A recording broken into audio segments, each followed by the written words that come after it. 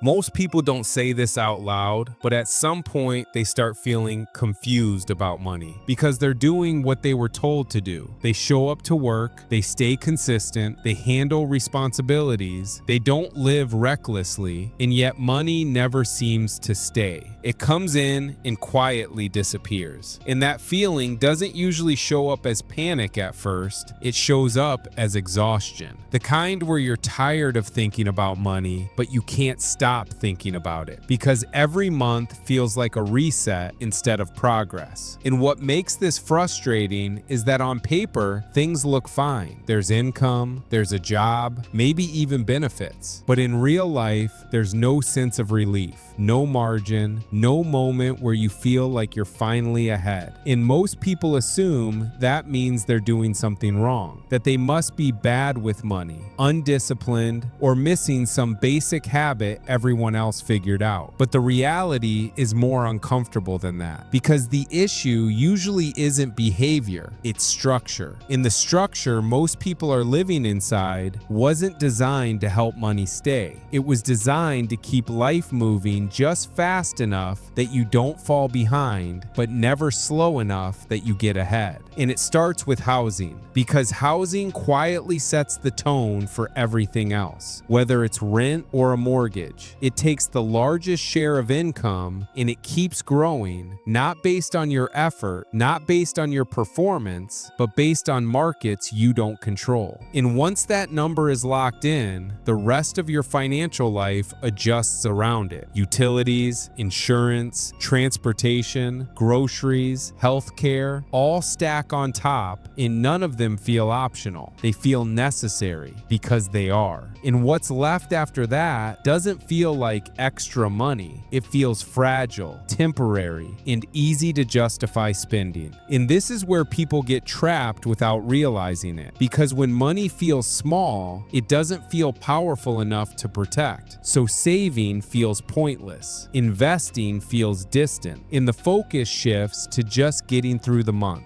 And over time, that mindset hardens. Not because people stop caring, but because caring without results is exhausting. And then there's lifestyle inflation, which gets blamed a lot but rarely understood. Because it's not about luxury or showing off. It's about adjustment. It's about choosing things that reduce stress in a life that already feels heavy. A more reliable car so you don't worry about breakdowns. A safer neighborhood so you can sleep at night. Convenience purchases because time feels more valuable than money when you're constantly tired. And none of these decisions feel irresponsible in the moment. They feel logical, even mature. But together, they raise the cost of simply existing. And once that baseline rises, it doesn't come back down easily. Which means any raise you get doesn't change your position. It just helps you maintain it. And that's why so many people earn more than they did years ago, but feel no closer to security. Because income grew, but structure didn't. And when structure doesn't change, money keeps flowing through instead of settling. And this is the part that's hard to accept, because it means effort alone was never enough.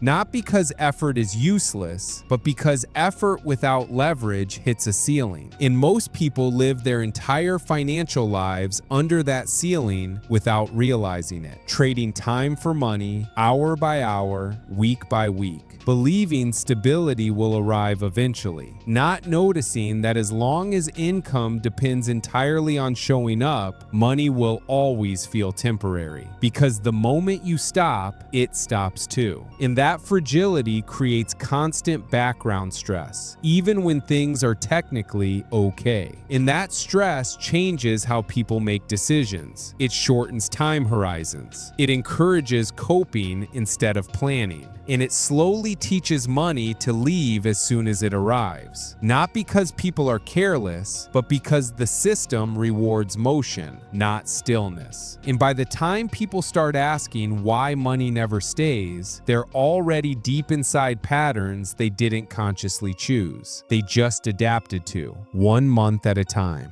What makes this cycle even harder to break is that most people never get a clean moment to step back and look at at it from the outside. Because life keeps demanding attention, deadlines, bills, responsibilities. And by the time you're done handling all of that, there's no energy left to analyze why things feel stuck. So instead of questioning the system, people question themselves. They assume they need more discipline, more motivation, better habits. And while those things matter, they don't fix a flow problem, because money doesn't respond to effort the way people think it does. It responds to direction. And when the direction is set up for money to leave quickly, it will, no matter how hard you work. And this becomes obvious when you look at how people are encouraged to think about the future, especially retirement, where the message is usually simple: just contribute, just wait, just trust the timeline. But waiting decades for relief puts enormous pressure on the present, because it assumes nothing will go wrong along the way, that health, employment, and markets will cooperate perfectly. And most people can feel, even if they can't explain it, that this is a fragile plan. And fragility creates anxiety, which feeds back into spending patterns. Because when the future feels uncertain, people focus on making the present more tolerable. And that's where emotional spending quietly lives. Not as impulse, but as maintenance. Spending to feel okay. Spending to feel in control. Spending to soften stress. And again, none of this makes someone irresponsible. It makes them adaptive. But adaptation inside a broken structure still leads to the same outcome. Money comes in, money goes out, and nothing ever settles long enough to change the trajectory. And the moment when things begin to shift isn't usually dramatic. It's subtle. It's when someone stops asking how to fix their budget and starts asking why their financial life feels like it's always on edge. Because that question leads to different answers. Answers about income structure, about skills that scale beyond hours, about ownership versus participation, about building sources of money that don't disappear the moment you take a breath. And this doesn't mean quitting your job or chasing unrealistic shortcuts. It means understanding that a paycheck was never meant to carry the entire weight of your future. It was meant to be a starting point. And once you see that, the pressure eases slightly. Not because the problems vanish, but because you're no longer confused about why hard work hasn't been enough. And that clarity changes how you move.